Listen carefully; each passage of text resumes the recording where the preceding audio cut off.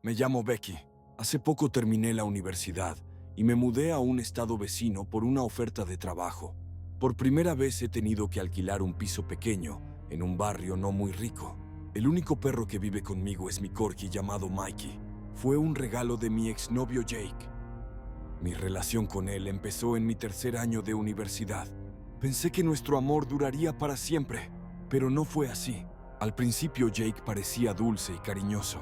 Siempre quedaba conmigo después de clase y me acompañaba a casa.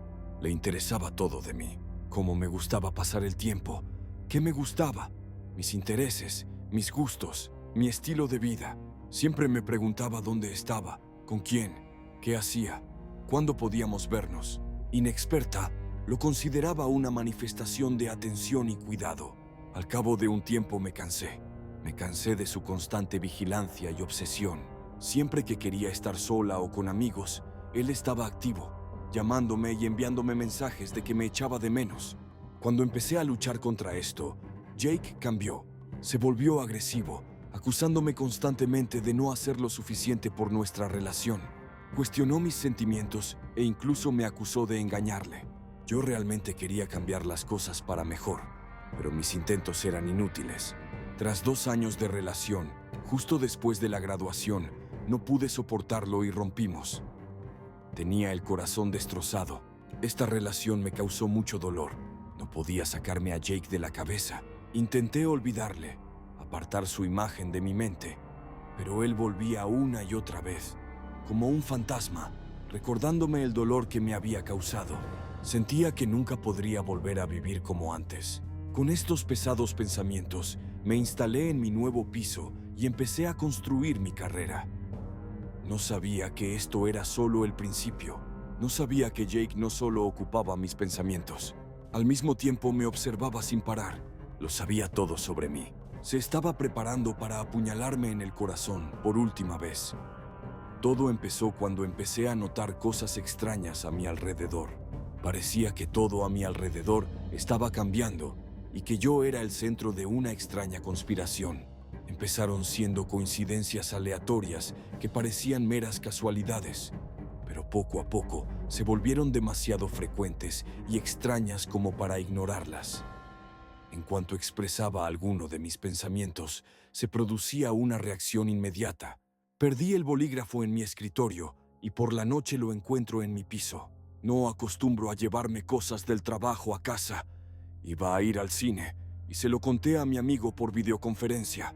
Ese mismo día, el navegador de mi portátil se encontró abierto en la página del cartel de la película a la que quería ir.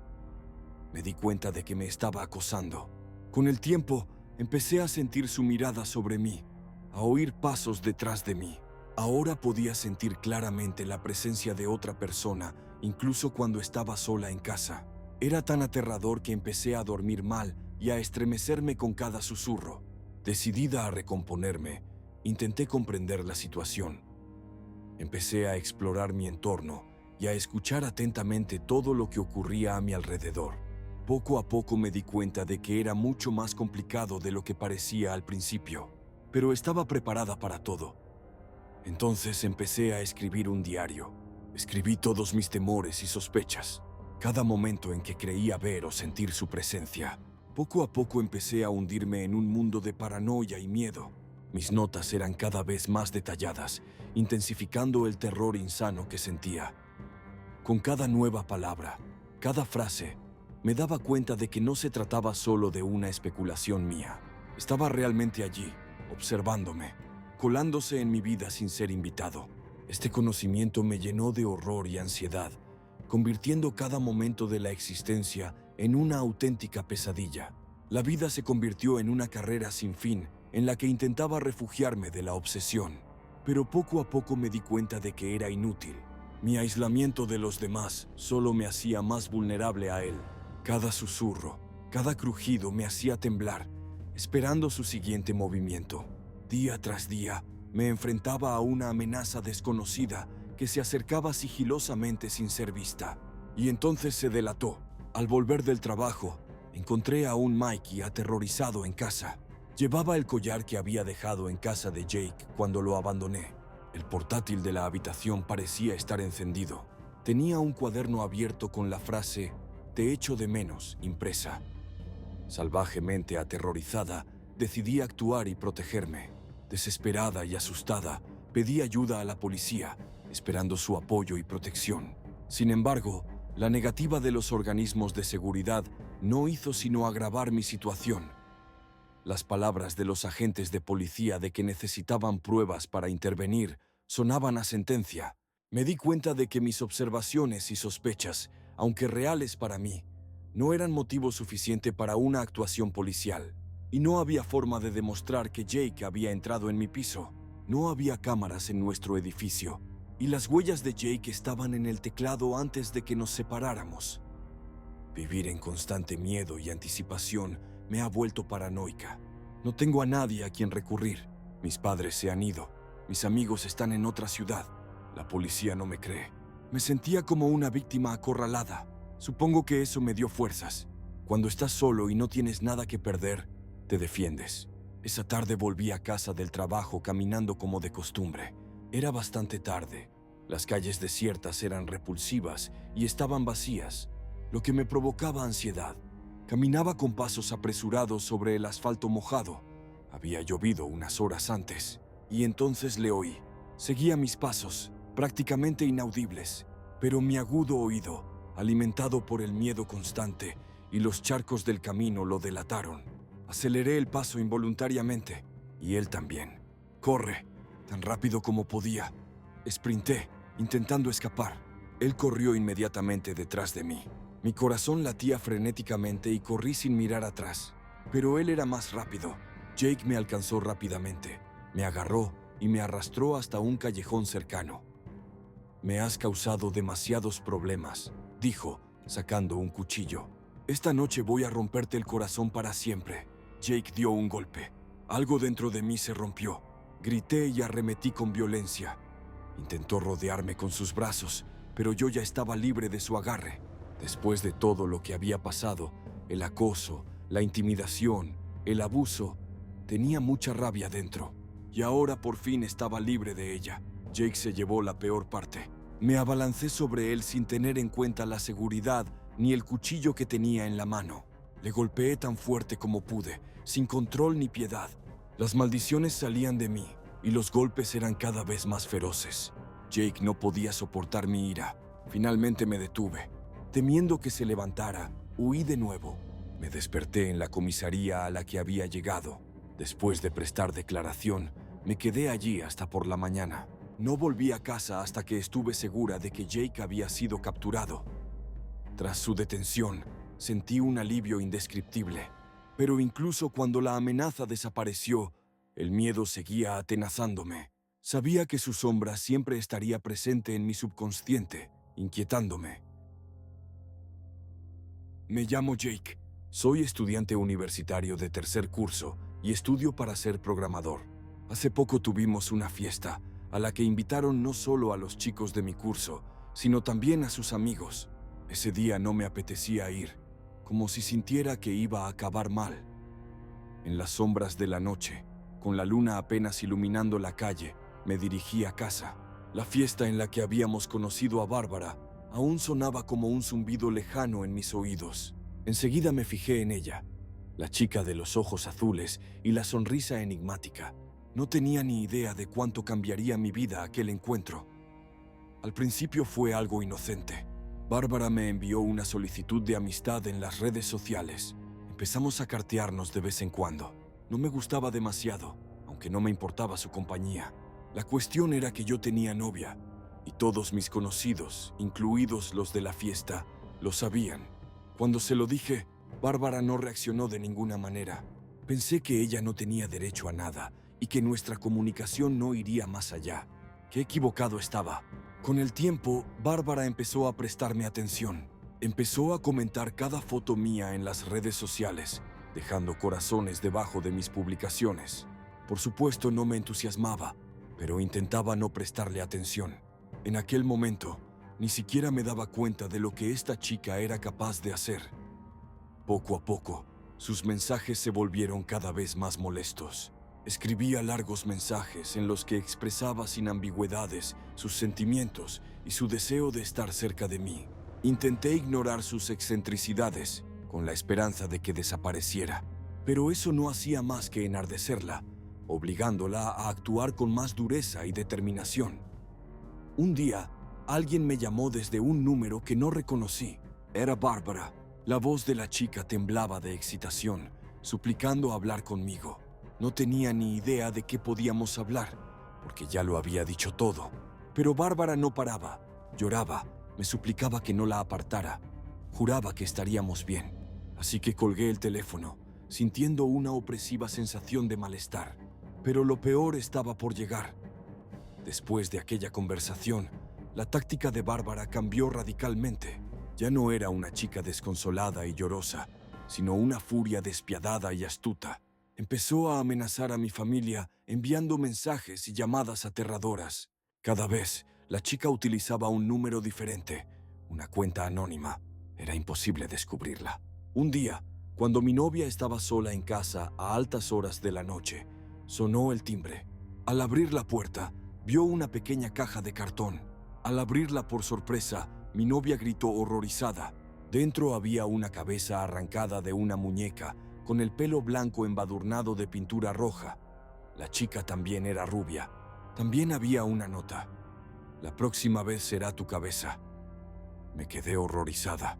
Llamamos inmediatamente a la policía. Sin embargo, no lo comprobaron. No había huellas en el paquete. Las cámaras no mostraban nada porque no nos habíamos ocupado de la grabación. Intenté presentar una denuncia contra Bárbara para impedir que se acercara a nosotros, pero todo fue en vano. La chica y yo estábamos desesperados. Al final decidimos ponernos manos a la obra. Le dije a Bárbara que estaría dispuesto a reunirnos y hablar. Acordamos hacerlo a medianoche en territorio neutral, donde no hubiera gente. Mi novia acechaba entre los arbustos con el teléfono preparado. Decidimos grabar un vídeo de Bárbara amenazándome. Exactamente a medianoche, la acosadora llegó al lugar de encuentro. Volví a intentar hablar con ella con calma, pero Bárbara no estaba de humor para rechazos. Con decisión sacó una pistola y me apuntó con ella. Sorprendido, estuve a punto de frustrar nuestro plan. Antes de la reunión, ella y yo habíamos acordado actuar hasta el final a toda costa, aunque uno de los dos corriera peligro. Podía sentir su miedo y su excitación por mí, pero mentalmente le rogué que no se asustara y saltara de los arbustos. También esperaba que se le ocurriera llamar a la policía. Mientras hablaba con Bárbara, intenté ganar tiempo, pero ella tenía otros planes. En algún momento dijo que lo sabía todo, que nos había estado siguiendo y que había visto a mi novia. Estaba asustado, pero decidí no mostrarlo. Le dije que mentía y que había venido solo. En ese momento, Bárbara apuntó el arma hacia los arbustos y disparó. En ese momento, sonó una sirena y un coche de policía apareció detrás de los árboles. Bárbara estaba atrapada. Se puso la pistola en la sien y disparó. Afortunadamente solo había una bala. Al parecer no lo sabía cuando robó la pistola del escritorio de su padre. Bárbara fue a la cárcel. Mi novia está viva. La bala fue un impacto tangencial en el hombro. Salió con un rasguño menor. Aún me aterroriza que la bala pudiera haber alcanzado sus órganos vitales. No visito a Bárbara para que no piense en mí, pero sus palabras se me quedan grabadas para siempre. Mientras la sacaban del tribunal, dijo: "No fallaré la próxima vez". Me llamo Marianne. Esta historia empezó hace 10 años. Por aquel entonces trabajaba como directora de relaciones públicas, promocionando marcas y empresas. Vivía en San Francisco, disfrutaba de la vida y construía activamente mi carrera. El mundo parecía tan amable antes de que ella entrara en mi vida. Tenía 24 años cuando Gina me escribió por primera vez, presentándose como propietaria de una pequeña empresa que había heredado y pidiéndome ayuda con la promoción. Le respondí amablemente, ofreciéndole mis contactos en el sector. Pero pronto las cosas empezaron a tomar un cariz extraño. Gina empezó a pedir reuniones insistentemente, ignorando mis explicaciones de que este servicio no requería una presencia personal. Mi voz interior me susurraba que algo iba mal, pero intenté apoyarla y ayudarla. Sin embargo, cuando empezó a interferir en todos los aspectos de mi vida, todo cambió. La vida se convirtió en una pesadilla que no podía detener. Era maltrato psicológico, prolongado y agotador. Cualquiera podría haber estado en esa situación. Gina era como una araña que enredaba su tela de llamadas, mensajes y correos electrónicos intrusivos a mi alrededor. Primero fueron mensajes pidiéndome que almorzara con ella, luego consejos sobre mi carrera profesional y más tarde que me ayudara en mi vida personal. Conocía todos mis contactos, todas mis debilidades y temores. Estaba en todas partes, en mi bandeja de entrada, en las redes sociales, en los cafés donde me gustaba pasar el rato. Como un fantasma me perseguía, haciéndome dudar de mi fuerza, de mis decisiones. Un día ocurrió un incidente que me hizo sentir especialmente vulnerable. Gina se coló en la entrada de mi edificio, haciéndose pasar por una mensajera, y con un bote de spray empezó a manchar de pintura la puerta de mi piso y mi bicicleta aparcada en el suelo. Fue un shock para mí, y me di cuenta de que tenía que tener más cuidado con quién dejaba entrar. Mi vida se convirtió en un infierno. Tenía miedo de las llamadas telefónicas, de abrir el correo, de salir de casa. Dejé de dormir, de comer, de trabajar. Todos mis pensamientos estaban preocupados por una cosa: ¿cómo deshacerme de esa mujer?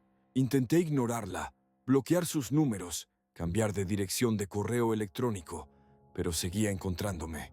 Era como si conociera todos mis movimientos de antemano. Un día, tras otra serie interminable de mensajes, decidí que ya no podía más. Recogí mis cosas y me fui de San Francisco. Pensé que así podría alejarme de Gina, pero era muy ingenuo.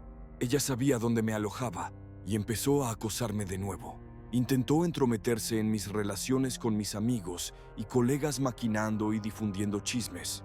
Amenazó a mi familia, diciendo que podía hacerles daño. Finalmente me enfadé y le pregunté qué quería de mí. Entonces me dio un ultimátum: o hacía prosperar su negocio o me haría la vida imposible. No podía soportarlo más. Estaba agotada, rota, cansada de este acoso sin fin. Decidí ir a la policía, pero me dieron largas. No hay pruebas, dijeron. Es solo una mujer molesta. A medida que me encontraba con más y más amenazas y mensajes de odio, me preguntaba qué hace que la gente sea tan agresiva en Internet.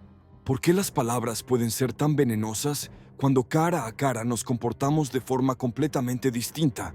Hay una psicología insondable acechando en el mundo de las conexiones virtuales y demonios interiores que pueden arremeter a través de las teclas del teclado. No sabía qué hacer. Estaba solo contra este enemigo invisible. Solo me quedaba una esperanza. Decidí escribir toda la historia. Quería que el mundo supiera lo que estaba pasando, que la gente se diera cuenta de lo terrible que puede ser víctima de maltrato psicológico. Quería que todo el mundo supiera que el maltrato no solo puede ser físico, sino también emocional, y que puede destruir vidas. La historia resonó en el lector. Sabía cómo hilarla de forma competente y hacer que la gente simpatizara. Gina fue muy maltratada por gente a la que le importaba. Con el tiempo, el acoso cesó. Ella se disculpó formalmente y desapareció de mi vida. Sé que mi historia no es una excepción. Muchas personas sufren maltrato psicológico, pero no siempre pueden hablar de ello. Quiero que mi historia sirva de llamada de atención. Quiero que la gente piense cómo puede ayudar a las víctimas de violencia psicológica, cómo puede poner fin a esta pesadilla. Y quiero que mi historia dé esperanza a quienes están pasando por este infierno, que sepan que no están solos.